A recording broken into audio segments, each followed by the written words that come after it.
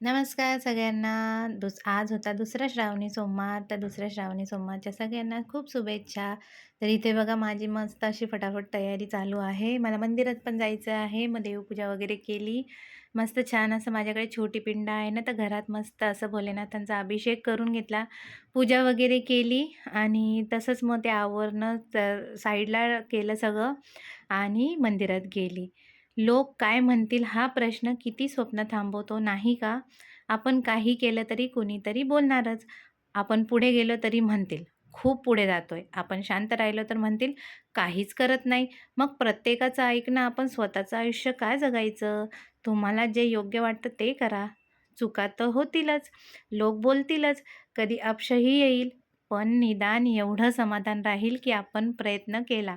कारण शेवटी आपल्या आयुष्याची कथा आपल्यालाच लिहायची आहे.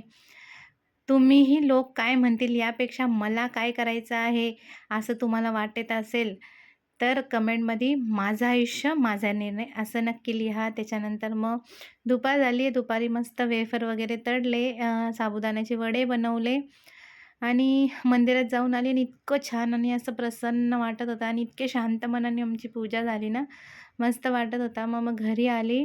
मुली पण शाळेतून येऊन गेले होते. मग आम्हाला फराळाला ना नुसते साबुदाण्याचे वडे आणि वेफर तळून घेतले. तर असं संपवला आजचा दिवस. कसा वाटला मिनी व्लॉग नक्की कमेंट करून सांगा. चला मग बाय आणि सगळ्यांना श्री स्वामी समर्थ.